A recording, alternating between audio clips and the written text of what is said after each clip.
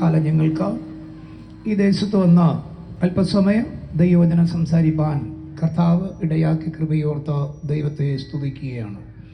എന്താണ് ഇന്ത്യയുടെ സ്വാതന്ത്ര്യദിനം എന്ന് പറയുന്ന കാരണം? ഇന്ത്യ രാജാക്കന്മാരുടെ ഭരണങ്ങളിലും ബ്രിട്ടീഷുകാരുടെ ഭരണങ്ങളിലുമായിരുന്ന ഇന്ത്യയിൽ ജനങ്ങളെ ദണ്ഡിപ്പിച്ചു കൊണ്ടിരുന്ന ആ ഭരണകൂടത്തിൽ നിന്ന് ഒരു മാറ്റമുണ്ടാകുവാൻ, ആ അധികാരങ്ങളിൽ നിന്നൊരു മാറ്റമുണ്ടാകുവാൻ മഹാത്മാഗാന്ധിയുടെ നേതൃത്വത്തിൽ നടന്ന പല സത്യാഗ്രഹങ്ങളിലൂടെ ബ്രിട്ടീഷുകാർ ഇന്ത്യ വിട്ടു പോവുകയും രാജഭരണങ്ങൾ അവസാനിക്കുകയും ചെയ്യാനിടയായി. ഏകദേശം 618ഓളം രാജാക്കന്മാർ ഇന്ത്യ ഭരിച്ചിരുന്നതായിട്ട് ചരിത്രങ്ങൾ നമ്മെ പഠിപ്പിക്കുകയാണ്. എന്നാൽ അതിൽ നിന്ന് ഇന്ത്യക്ക് സ്വാതന്ത്ര്യം ലഭിച്ചു എന്ന് നമ്മൾ പറയുമ്പോൾ നാം മനസ്സിലേക്കൊണ്ടൊരു കാര്യമുണ്ട്, ഇന്ന് ഇന്ത്യയിൽ സ്വാതന്ത്ര്യമുണ്ടോ എന്നുള്ളതാണ്. കാരണം ഭരണകൂടങ്ങളിലൂടെ മനുഷ്യൻ കാണിക്കുന്ന അഴിമതികൾ കണ്ടാൽ ശരിക്കും ഇന്ന് ഇന്ത്യയിൽ സ്വാതന്ത്ര്യം ഇല്ല എന്ന് വേണം പറയാൻ. കാരണം 78ാമത്തെ സ്വാതന്ത്ര്യദിനം ആഘോഷിക്കുമ്പോൾ നാം മനസ്സിലാക്കണം, കഴിഞ്ഞ ദിവസങ്ങളിൽ നമ്മുടെ തിരുവനന്തപുരത്ത് നടന്ന കൊലപാതകങ്ങളെക്കുറിച്ച് നാം പഠിച്ചാൽ ചില സഹോദരന്മാർ ചേർന്ന് പലരെയും വെട്ടിക്കൊന്നതായിട്ടും മാതാപിതാക്കളെ വെട്ടിക്കൊല്ലുന്ന മക്കൾ, ഇങ്ങനെ സഹോദരങ്ങളെ കൊല്ലുന്ന സഹോദരങ്ങൾ, ഇങ്ങനെ നമുക്ക് കാണുവാൻ കഴിയും. അപ്പോൾ നാം മനസ്സിലാക്കേണ്ടത്, ഇന്ത്യ സ്വാതന്ത്ര്യം ആഘോഷിക്കുമ്പോൾ ഇന്ന് അനേകർ സ്വാതന്ത്ര്യം നഷ്ടപ്പെട്ടുകൊണ്ടിരിക്കുകയാണ്. എന്താണ് ഞങ്ങൾ പറയുന്ന സന്ദേശത്തിൻ്റെ അടിസ്ഥാനം എന്ന് പറഞ്ഞാൽ, പാപത്തിൻ്റെ അടിമത്വത്തിലായിരുന്ന ജനത്തെ ആ പാപത്തിൽ നിന്ന് മോചിപ്പിക്കേണ്ടതിനാണ് യേശുക്രിസ്തു ഈ ലോകത്തിൽ വരുവാനിടയായത്. അപ്പോൾ യേശുക്രിസ്തുവിൽ കൂടെ മാനവരാശിക്ക് ലഭിച്ച ഒരു രക്ഷയും ഒരു സ്വാതന്ത്ര്യമുണ്ട്. എന്താണ് സ്വാതന്ത്ര്യമെന്ന് ചോദിച്ചാൽ, ഗലാത്യ ലേഖനം 5-ാം അധ്യായം 1-ാമത്തെ വാക്യത്തിൽ പറയുന്നത് ഇങ്ങനെയാണ്: പാപത്താൽ നമ്മൾ ശിക്ഷിക്കപ്പെടേണ്ട സ്ഥാനത്ത് ക്രിസ്തു നിമിത്തം നമ്മൾ സ്വാതന്ത്ര്യം നേടി എന്നുള്ളതാണ്. ആ സ്വാതന്ത്ര്യത്തിൽ ഉറച്ചു ജീവിക്കുക, വീണ്ടും നമ്മൾ അടിമനുഖത്തിൽ കുടുങ്ങിപ്പോകരുതെന്നാണ് യേശു പറയുവാനിടയായത്. അതവിടെ ഗലാത്യ ലേഖനത്തിൽ അപ്പോസ്തലൻ പൗലോസ് വ്യക്തമായി നമ്മെ പഠിപ്പിക്കുകയാണ്. അപ്പം അങ്ങനെയാണെങ്കിൽ വിശുദ്ധ ബൈബിൾ നമ്മെ പഠിപ്പിക്കുന്നത്, പാപത്തിൽ ഒരു വ്യക്തി അടിമയായി തീരുമ്പോൾ ആ വ്യക്തി സ്വാതന്ത്ര്യം നഷ്ടപ്പെടുകയാണ്. കാരണം മനുഷ്യൻ്റെ ആത്മാവിന് ഒരു സ്വാതന്ത്ര്യമുണ്ട്. ആ സ്വാതന്ത്ര്യം എന്ന് പറയുന്നത് ക്രിസ്തുവിൽ കൂടെ ലഭിക്കുന്നതാണ് ആത്മാവിൻ്റെ സ്വാതന്ത്ര്യം എന്ന് പറയുന്നത്. ഈ സ്വാതന്ത്ര്യം, ആത്മാവിൻ്റെ സ്വാതന്ത്ര്യം നഷ്ടപ്പെടുമ്പോഴാണ് അനേകർ മദ്യത്തിൻ്റെയും മയക്കുമരുന്നിൻ്റെയും NDMAയുടെയും കൊലപാതകങ്ങളുടെയും ഗുണ്ടായിസത്തിൻ്റെയും പിന്നാലെ മനുഷ്യൻ യാത്ര ചെയ്യുന്നത്.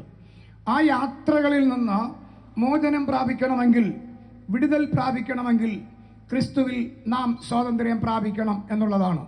സ്വാതന്ത്ര്യത്തിൻ്റെ ഒരു പതാക ഉയർത്തുന്നത് നല്ല കാര്യമാണത്. പക്ഷേ നമ്മളുടെ ആത്മാവിന് സ്വാതന്ത്ര്യം ലഭിച്ചിട്ടുണ്ടോ എന്നുള്ളതാണ് നാം മനസ്സിലാക്കേണ്ട ഒന്നാമത്തെ കാരണം എന്ന് പറഞ്ഞിരിക്കുന്നത്. ലോകം സ്വാതന്ത്ര്യത്തെക്കുറിച്ച് ആഘോഷിക്കുമ്പോൾ നമ്മൾ മനസ്സിലാക്കണം, നമ്മുടെ ആത്മാവിനൊരു സ്വാതന്ത്ര്യം ലഭിച്ചിട്ടുണ്ടോ. എന്താണ് ആത്മാവിൻ്റെ സ്വാതന്ത്ര്യം എന്ന് ചോദിച്ചാൽ, ഒന്ന്, പാപത്തിൽ നിന്ന് നാം സ്വാതന്ത്ര്യം പ്രാപിക്കണം.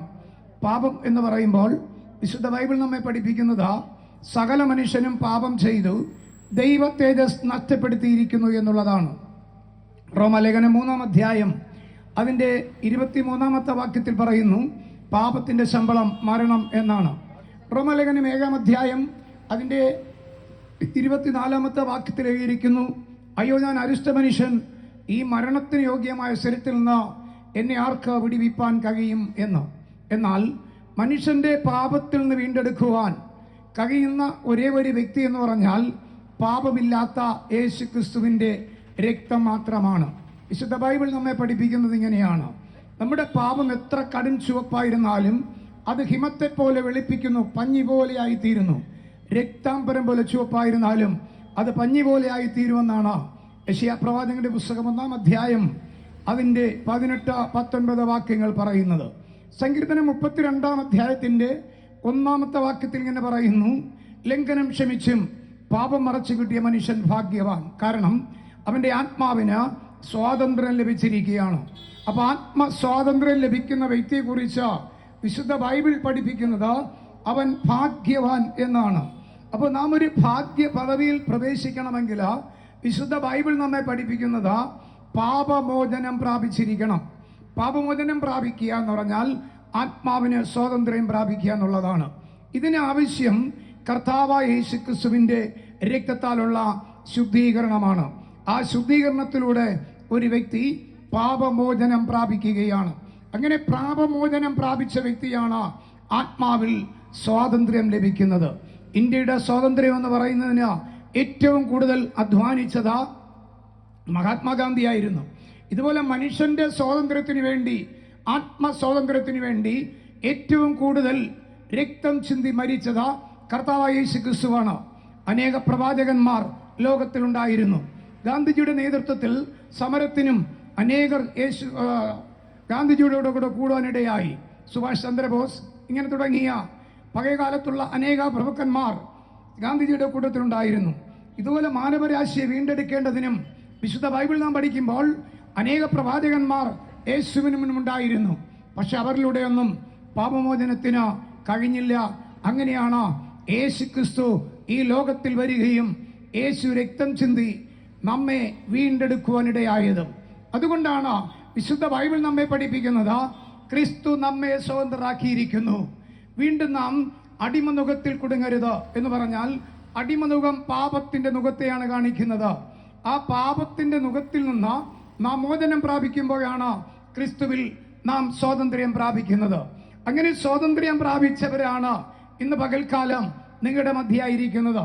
ഞങ്ങളുടെയൊക്കെ ജീവിതത്തിൽ നോക്കിക്കഴിഞ്ഞാൽ ഒരു നാളിൽ ദൈവത്തെ അറിഞ്ഞിട്ടും അറിയാത്തവരായി പാപത്തിന്റെ ബന്ധനങ്ങളിൽ, പാപത്തിന്റെ അടിമത്വത്തിൽ ക്രിസ്തുവിൽ ആകാതെ ജീവിച്ച ഒരു ക്രിസ്ത്യാനിയായിരുന്നു ഞാനും. അങ്ങനെ യേശുക്രിസ്തുവിൽ വിശ്വസിച്ച, യേശുവിന്റെ നാമത്തിൽ സ്നാനമേറ്റ, പരിശുദ്ധാത്മാവ് പ്രാപിക്കുമ്പോഴാണ് ഞാനും യേശുവിൽ സ്വാതന്ത്ര്യം പ്രാപിപ്പാനിടയായത്. അങ്ങനെയാണ് എൻ്റെ ആത്മാവിനും സ്വാതന്ത്ര്യം ലഭിക്കാനിടയായത്. ഇന്ന് പകൽക്കാലം നാം ഒരു കാര്യം മനസ്സിലാക്കണം. ആത്മാവിനെ സ്വാതന്ത്ര്യം ലഭിച്ച വ്യക്തികൾക്ക് കർത്താവിനോട് കൂടെ ആയിരിക്കാൻ കഴിയും എന്നതിന് യാതൊരു സംശയമില്ലാത്ത കാര്യം തന്നെയാണ്. എന്തുകൊണ്ട് ഞങ്ങൾ പ്രസംഗിക്കുന്നു എന്ന് ചോദിച്ചാൽ, വിശുദ്ധ ബൈബിൾ നാം പഠിക്കുമ്പോൾ യേശു ഒരിക്കൽ ഇവിടെ വന്നു. മാനവരാശിയുടെ പാപത്തെ വഹിച്ച യേശു മരിക്കുവാനിടയായി. ഇനി യേശു വരും എന്നതാണ് ഞങ്ങളുടെ വിശ്വാസം. അതിന് കാരണമെന്ന് ചോദിച്ചാൽ, യേശു പറഞ്ഞ പല കാരണങ്ങളുണ്ട്. അതിൽ പലതും ഇന്ന് സംഭവിച്ചു കൊണ്ടിരിക്കുകയാണ്. വിശുദ്ധ ബൈബിൾ നാം പഠിക്കുമ്പോൾ, വിശുദ്ധ ബൈബിളിൽ ഹഗ്ഗായിയുടെ പ്രവചനം 2-ാം അധ്യായം അതിന്റെ 6-ാമത്തെ വാക്യത്തിൽ യഹോവയായ ദൈവം പറഞ്ഞൊരു കാര്യം അവിടെ പ്രവാചകൻ രേഖപ്പെടുത്തിയിട്ടുണ്ട്. ഇനി കുറഞ്ഞൊന്ന് കഴിഞ്ഞിട്ട് ഞാൻ ആകാശത്തെ ഇളക്കും, ഭൂമിയെ ഇളക്കും, സമുദ്രത്തെ ഇളക്കും എന്ന് പ്രവാചകൻ പറയുന്നിടയായി. ഈ കാലഘട്ടം നാം നോക്കുമ്പോൾ നമുക്കറിയാം, ആകാശത്തിൽ മേഘസ്ഫോടനങ്ങൾ ഉണ്ടായി. ആകാശത്തെ ഇളക്കുമെന്ന ആ പ്രവചനത്തിന് നിവർത്തിയാണ് ആകാശത്തിലുണ്ടായ സ്ഫോടനങ്ങൾ. ആകാശ സ്ഫോടനങ്ങളിലൂടെ എന്ത് സംഭവിച്ചെന്ന് ചോദിച്ചാൽ, ഭൂഗർഭം കൂടി സമുദ്രത്തിന്, വെള്ളത്തിന് ഇളക്കങ്ങൾ ഉണ്ടായി. കടൽ കരയിലേക്ക് കയറുവാനിടയായി. നമുക്കറിയാം, വലിയ തുറ, ശംഖുമുഖം ഭാഗങ്ങളിൽ പോയാൽ കടപ്പുറത്ത് ഇപ്പൊ ബീച്ചില്ല. കാരണം കടൽ കരയിലേക്ക് കയറുവാനിടയായി. മാത്രമല്ല, ഭൂമിയതയും ഇളക്കും.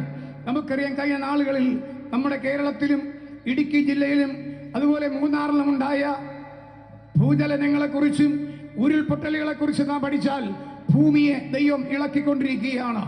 ഇന്ന് നാം വിശുദ്ധ ബൈബിളിലെ പ്രവചനങ്ങളെക്കുറിച്ച് പഠിച്ചാൽ യേശു പറഞ്ഞ പല സംഭവങ്ങളും നടന്നുകൊണ്ടിരിക്കുകയാണ്.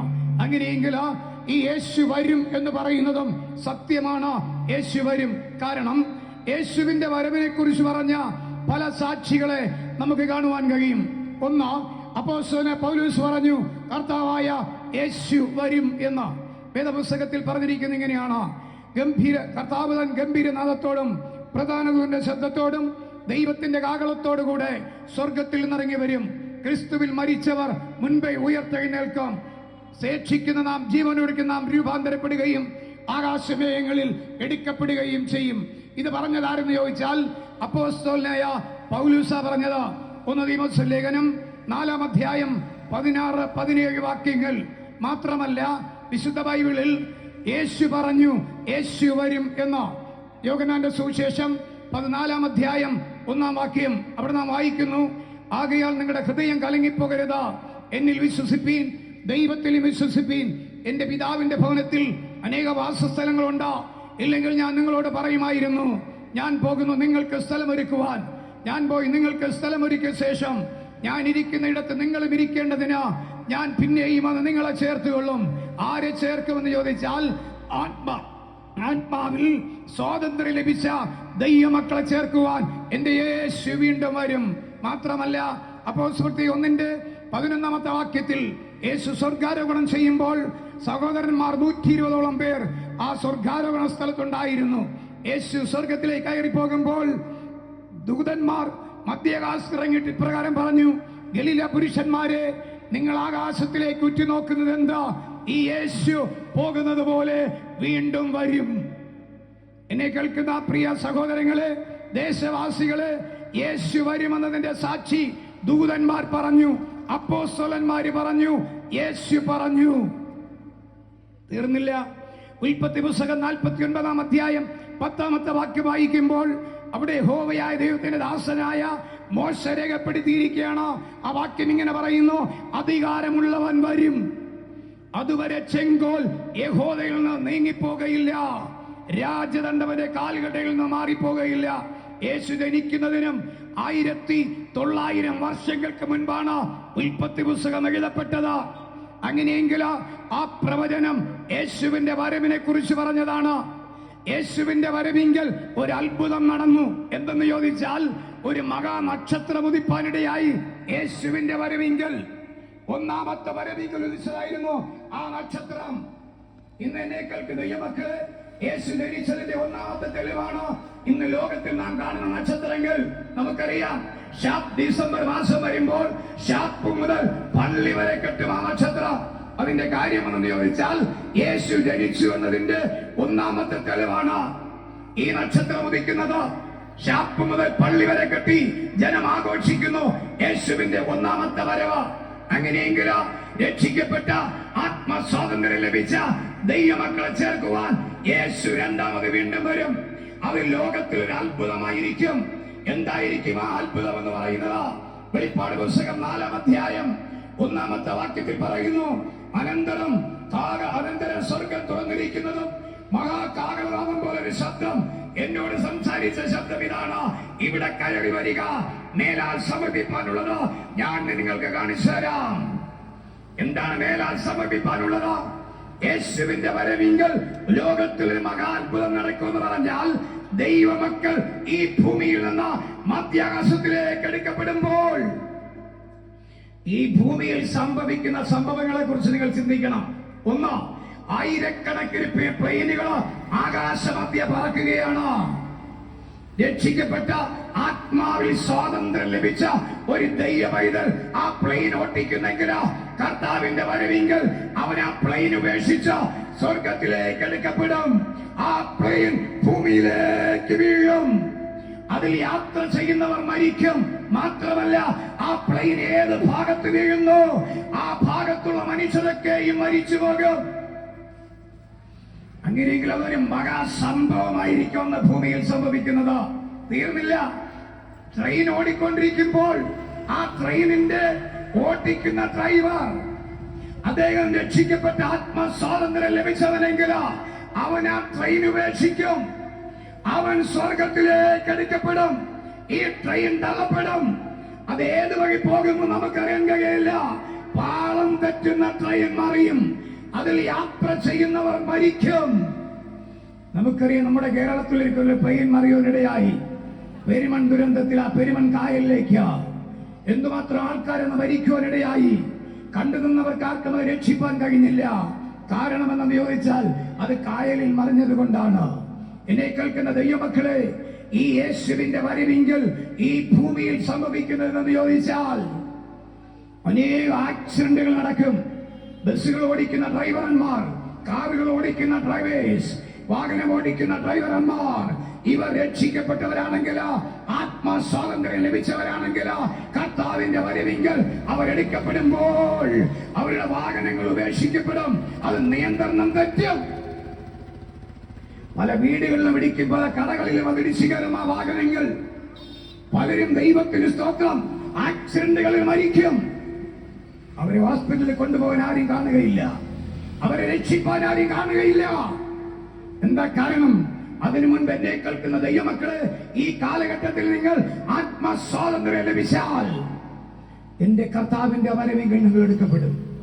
എന്റെ യേശുവിന്റെ വരവെങ്കിൽ നിങ്ങൾ എടുക്കപ്പെട്ടാൽ ഈ അനർത്ഥത്തിൽ നിന്ന്, ഈ മഹാപീഡയിൽ നിന്ന്, ഈ മഹാ കഷ്ടതയിൽ നിന്ന് നിങ്ങൾക്ക് രക്ഷയിൽ പ്രവേശിപ്പാൻ കഴിയും. അതുകൊണ്ട് ഈ പകൽക്കാലം ദൈവത്തിന് സ്തോത്രം, ഞങ്ങൾ ഈ ഉച്ചവാർഷിണി വച്ച് കെട്ടി ഈ തെരുവുകളിൽ പ്രസംഗിക്കുന്നത് നിങ്ങൾ ആ നാശത്തിൽ വീഴാതിരിപ്പാൻ, ആ ദുർമരണത്തിൽ വീഴാതിരിപ്പാൻ, ആ രക്തച്ചൊരിച്ചിലിൽ വീഴാതിരിപ്പാൻ. നമുക്കറിയാം ദൈവത്തിന് സ്തോത്രം, ഈ മാസത്തിന്റെ ആരംഭത്തില് നമ്മുടെ വയനാടിൽ ദൈവത്തിന് സ്തോത്രം പല ഉരുൾപൊട്ടലുകൾ സംഭവിച്ചു. അനേകർ മരിക്കുവാനിടയായി. 350ഓളം പേരുടെ ബോഡികൾ എടുത്തു. ഇനിയും പല ബോഡികൾ കിട്ടാനുണ്ട്. ഇപ്പോഴും അവിടെ തിരച്ചിൽ നടക്കുകയാണ്. എന്തുകൊണ്ടെന്നറിയാമോ? ആ ബോഡികൾ എടുക്കുന്നതും അത് പോസ്റ്റ്മോർട്ടം ചെയ്യുന്നതും അത് DNA ടെസ്റ്റ് ചെയ്യുന്നതും എന്തുകൊണ്ടെന്ന് ചോദിച്ചാൽ മറ്റുള്ളവർക്ക് ആ അവസ്ഥ ഉണ്ടാകാത്തത് കൊണ്ടാണ് അവരിതെടുക്കുന്നത്. എന്നാൽ കർത്താവിന്റെ വരവെങ്കിൽ ദൈവമക്കൾ, സ്വാതന്ത്ര്യം ലഭിച്ച ദൈവമക്കൾ ദൈവത്തിന്റെ സ്വാതന്ത്ര്യത്തിലേക്ക് പ്രവേശിക്കുമ്പോൾ ഈ ഭൂമിയിൽ സംഭവിക്കുന്ന അനർത്ഥത്തിൽ രക്ഷിപ്പാൻ ആരും ഉണ്ടായിരിക്കുകയില്ല. മനുഷ്യരൊക്കെ ദൈവത്തിന് സ്തോത്രം മരവിക്കുന്ന അവസ്ഥയുണ്ടാകും. Praise the lord. യേശുവിന്റെ ഉയർപ്പിങ്കൽ കാവൽ നിന്ന പടയാളികൾ അവർ മരവിച്ചവരെ പോലെയായി, മരിച്ചവനെ പോലെ ജീവനുണ്ടായിരുന്നു. ഇതേ ഒരവസ്ഥ അന്ന് ഭൂമിയിൽ സംഭവിക്കും. ഇന്ന് പലരും ചോദിക്കാറുണ്ട്, ഈ യേശുവിനെ എങ്ങനെ കാണുന്നത്? യേശു ഉണ്ടോ? യേശു വരുമോ? എന്നൊക്കെ ചോദിക്കുന്ന ചില വിദ്വാൻമാരുണ്ട്. അവരോട് ഞാൻ പറയാം, വെളിപ്പാട് പുസ്തകം 1-ാം അധ്യായം 7-ാമത്തെ വാക്യത്തിൽ പറയുന്നു, എന്റെ യേശു പറഞ്ഞൊരു കാര്യം, ഇതാ ഞാൻ മേഘാരൂഢനായി വരുന്നു, ഏത് കണ്ണും അവനെ കാണും, അവനെ കുത്തി തുളച്ചവനെ കാണും. എന്താ കാരണം? ഏത് കണ്ണുവെന്ന് പറഞ്ഞിരിക്കുന്നതോ അന്ന് സ്വാതന്ത്ര്യം വാങ്ങാത്തവനും, രക്ഷിക്കപ്പെടാത്തവനും, സ്നാനപ്പെടാത്തവനും, അഭിഷേകം പ്രാപിക്കാത്തവനും, പള്ളി പോകാത്തവനും, ദൈവമില്ലെന്ന് പറയുന്ന യുക്തിവാദി പോലും അന്നെന്റെ യേശുവിനെ കാണും. ഇന്ന് ചോദിക്കുന്നില്ല ചിലരൊക്കെ, യേശു എവിടെ ഇരിക്കുന്നു? ദൈവത്തിന് സ്തോത്രം. വെളിപ്പാട് പുസ്തകം 6-ാം അധ്യായം അതിന്റെ 12-ാമത്തെ വാക്യം വായിക്കുമ്പോൾ ഇങ്ങനെ പറയുന്നു, 6-ാം മുദ്ര പൊട്ടിച്ചപ്പോൾ വലിയൊരു ഭൂകമ്പമുണ്ടായി. സൂര്യൻ കരിപ്പടം പോലെ കറുത്തു, ചന്ദ്രൻ രക്തതുല്യമായി തീർന്നു, അത്തിവൃക്ഷം പെരുങ്കാറ്റുകൊണ്ട് കായുതിർക്കുന്നത് പോലെ ആകാശത്തിൽ നക്ഷത്രങ്ങൾ ഭൂമിയിലേക്ക് വീണു. ഭൂമി, ആകാശത്തിൽ നക്ഷത്രങ്ങൾ ഭൂമിയിലേക്ക് വീണു. ആകാശം ഒരു തോൾ ചുരുൾ പോലെ ചുരുണ്ടുപോയി. ഭൂമിയിലെ സകല ഗോത്രങ്ങളും വിലപിക്കുന്ന ഒരു ദിവസമാണെന്ന് രാജാക്കന്മാർ, സ്വതന്ത്രന്മാർ, അധിപതികൾ മലപ്പാറകളിലും ഗുഹകളിലും ഒളിച്ചുകൊണ്ട് പറഞ്ഞു, മലകളെ ഞങ്ങളുടെ മേൽ വീഴുവേ. നമുക്കറിയാം, കഴിഞ്ഞ മാസത്തിൽ ഒരു മലയിടിച്ചിൽ നമ്മുടെ കർണാടകയിലുണ്ടായി. ഇപ്പോഴും ആ ലോറിയുടെ തെരച്ചിൽ നടന്നുകൊണ്ടിരിക്കുകയാണ്. പല ശവശരീരങ്ങളും എടുക്കാനിടയായി. പലതും ഇനി കിട്ടാനുണ്ടോ? മലകൾ ഇടിയുമോ? മലകൾ ഇടിയും. പാറകൾ പൊട്ടി, പാറകൾ ഉരുണ്ടുപോകും. ബൈബിൾ പറയുന്നു, മലകളെ ഞങ്ങളുടെ മേൽ വീഴുവിൻ, പാറകളെ ഞങ്ങളുടെ മേൽ വീഴുവിൻ. എന്താ കാരണം? സിംഹാസനത്തിലിരിക്കുന്നതിന്റെ മുഖം കാണാതെ വണ്ണവും നമ്മുടെ കർത്താവായ യേശുക്രിസ്തുവിനോട് പറഞ്ഞിരിക്കുന്നു, കുഞ്ഞാട്ടിന്റെ കോപം തട്ടാതെ വണ്ണവും ഞങ്ങളുടെ മേൽ വീഴുവിൻ. Praise the lord. കാര്യമെന്താ? ആത്മസ്വാതന്ത്ര്യം പ്രാപിക്കാത്തവൻ അവന്റെ അനുഭവം എന്തെന്ന് ചോദിച്ചാൽ, ഇന്ന് ദൈവം എവിടെയെന്ന് ചോദിക്കുന്നവന്റെ അനുഭവം, അന്നവൻ സ്വർഗത്തിൽ ഇരിക്കുന്ന എന്റെ ദൈവത്തെ മുഖാമുഖം കാണും. Praise the lord. കാര്യമെന്നറിയാമോ? ഈ മഹാകോപ ദിവസത്തിൽ, കർത്താവിന്റെ കോപത്തിൽ ഒരു മനുഷ്യനും നിൽക്കുവാൻ കഴിയില്ല. എന്നാൽ ആത്മസ്വാതന്ത്ര്യം പ്രാപിച്ചവന്, ആത്മരക്ഷ പ്രാപിച്ചവന്, കർത്താവിനോടുകൂടി ആയിരിക്കാൻ കഴിയും. അതുകൊണ്ടാണ് അപ്പോസ്തലർ 4:12 പറയുന്നു, മറ്റൊരുത്തരിലും ഈ രക്ഷയില്ല. Price the Lord.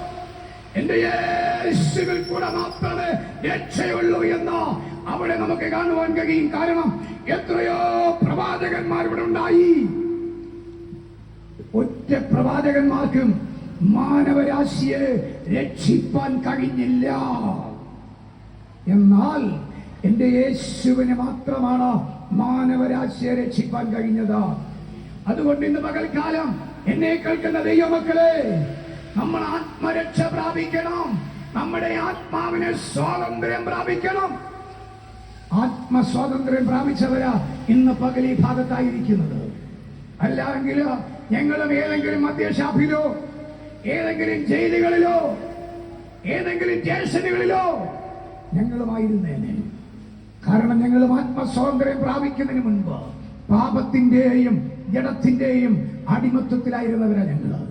യേശു ക്രിസ്തുവിൽ കൂടെ ആത്മരക്ഷ പ്രാപിച്ചു. ആത്മാവിന് സ്വാതന്ത്ര്യം ലഭിച്ചത് കൊണ്ടാണ് ഈ 78ാമത്തെ സ്വാതന്ത്ര്യ പകൽക്കാലം, ദിനത്തിന്റെ പകൽക്കാലം ഈ ദേശത്ത് വന്ന വെള്ളമൂട് സഭയിലെ ദൈവദാസന്റെ നേതൃത്വത്തിൽ ഈ ഭാഗത്ത് ഈ യോഗം നടത്തുവാനിടയായത്. തീർന്നില്ല. ഇനി ഞങ്ങൾക്ക് പല സ്ഥലങ്ങളിലും പോകാനുള്ളത് കൊണ്ട് ഞാൻ എന്റെ വാക്കുകൾ അവസാനിക്കാൻ പോവുകയാണ്.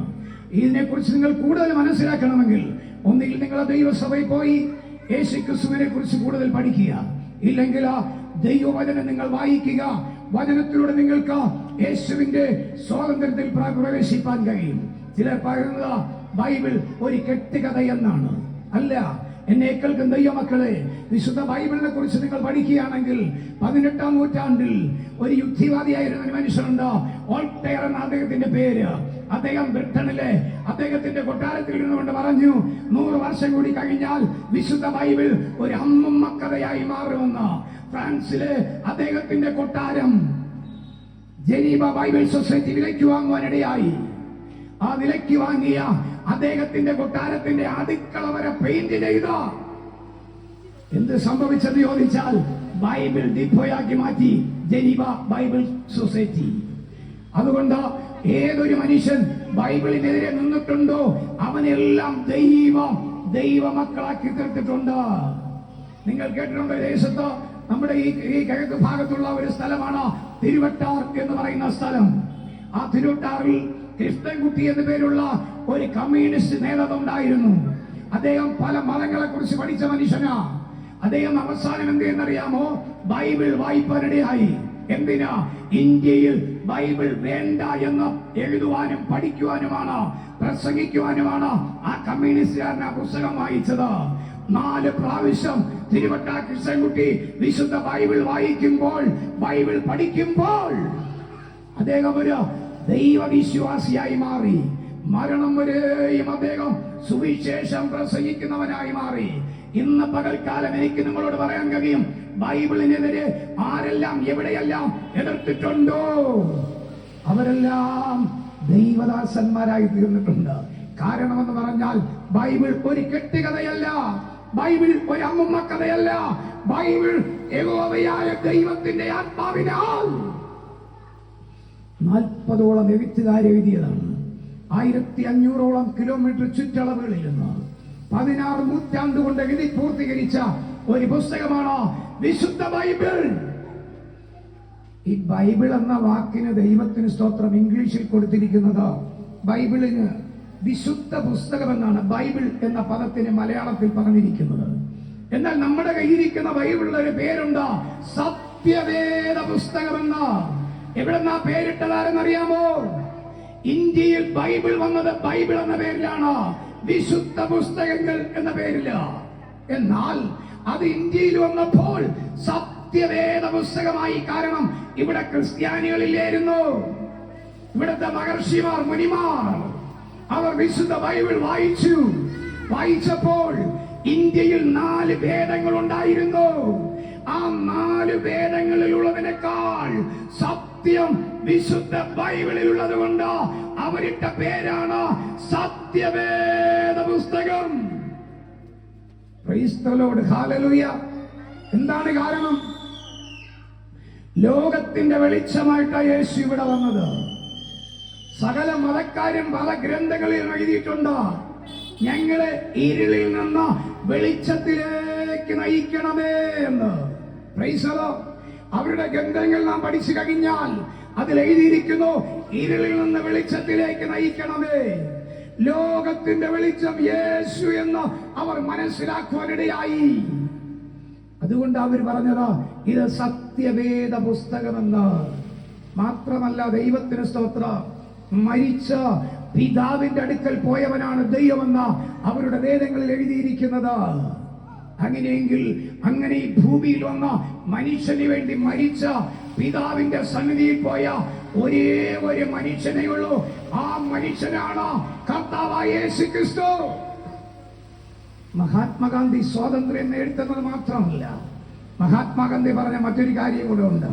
മഹാത്മാഗാന്ധി പറഞ്ഞു ദൈവം യേശു മാത്രം എന്ന്. അത് മാത്രമല്ല, നമ്മുടെ കന്യാകുമാരി പോയാൽ അവിടെ ഒരു ക്ഷേത്രമുണ്ട്, അതിനകത്തൊരു സ്വാമി നിർത്തിയിട്ടുണ്ട്. ദൈവത്തിന് സ്തോത്രം. നമുക്കറിയാം, നമ്മളൊക്കെ പലരും ഇവിടെ നിൽക്കുന്നവർ പലരും പോയിട്ടുള്ളത് അവിടെ.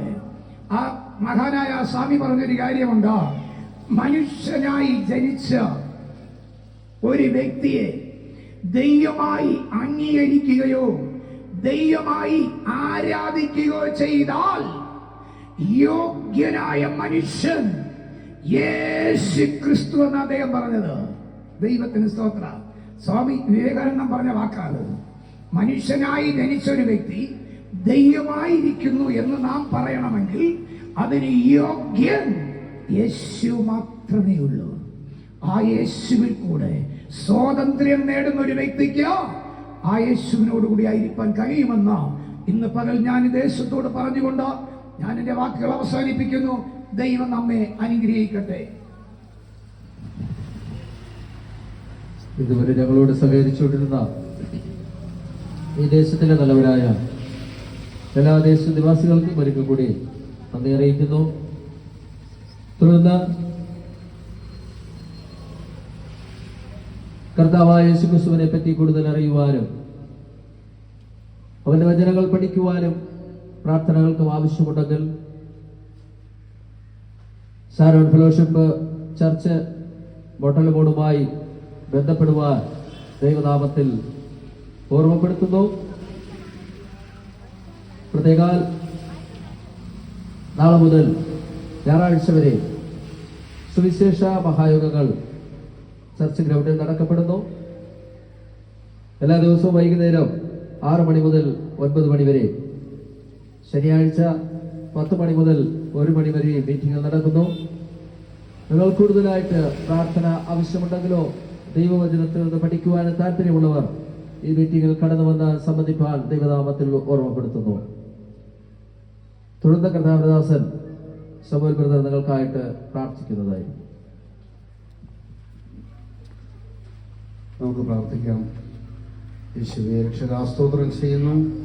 ഇത്രയും സമയം കർത്താവേ, അവിടുത്തെ മാറ്റമില്ലാത്ത വചനം കർത്താവേ ഈ ദേശത്തോട് കർത്താവെ വിളിച്ചു പറയുവാനായിട്ടുള്ള ദാസനെ ഇവിടുന്ന് ഒരുക്കി കൃപയ്ക്കായി സ്തോത്രം ചെയ്യുന്നു. കർത്താവെ ഈ ഇത്രയും സമയം കർത്താവെ അവിടുത്തെ തിരുവചനങ്ങളെ കർത്താവെ ശ്രമിച്ചുകൊണ്ടിരുന്ന ഒരു വ്യക്തികൾക്കായി പ്രാർത്ഥിക്കുന്ന കർത്താവെ, ആർക്കെങ്കിലും കർത്താവെ അവിടെ ഹൃദയത്തിൽ കർത്താവെ ക്രിസ്തുവിനെ സ്വീകരിക്കുവാൻ അവരെ ബാധിച്ചിരിക്കുന്ന എല്ലാ ബന്ധനങ്ങളിൽ നിന്നും സ്വാതന്ത്ര്യം പ്രാപിക്കുവാനായിട്ട് കർത്താവെ അവരുടെ കർത്താവ് തിരുഹൃദയത്തിൽ അവരുടെ ഹൃദയത്തിൽ കർത്താവ് ഇടപെടുമാറാണെന്ന് പ്രാർത്ഥിക്കുന്നു.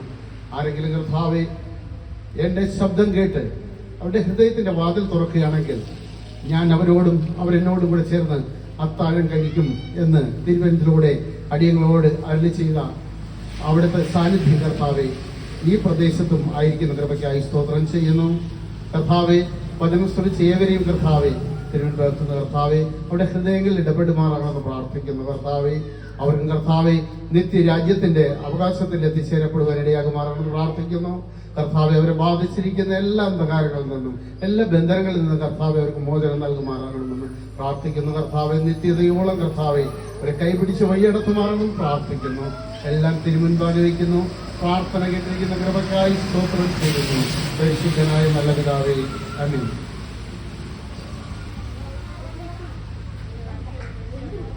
ഇതുവരെ ഈ സന്ദേശം കേട്ടുകൊണ്ടിരുന്ന എല്ലാവരെയും സർവശക്തനായ ദൈവം സമൃദ്ധമായി അനുഗ്രഹിക്കട്ടെ. ഈ ദേശത്തിലെ നല്ലവരായ എല്ലാ ദേശനിവാസികൾക്കും ഹോട്ടൽ മോഡൽ ഷാരോൺ ഫെലോഷിപ്പ് ചർച്ചിന്റെയും CMM സൺഡേ സ്കൂളും ചേർന്ന് ഒരുക്കപ്പെടുന്ന ഈ സന്ദേശയാത്രയിൽ സഹകരിച്ച എല്ലാവർക്കും സ്വാതന്ത്ര്യ ദിനാശംസകൾ നേർന്നുകൊണ്ട് ഞങ്ങളിവിടെ നിർത്തുന്നു. ദൈവം നമ്മെ ഇവരെയും സമൃദ്ധമായി അനുഗ്രഹിക്കട്ടെ.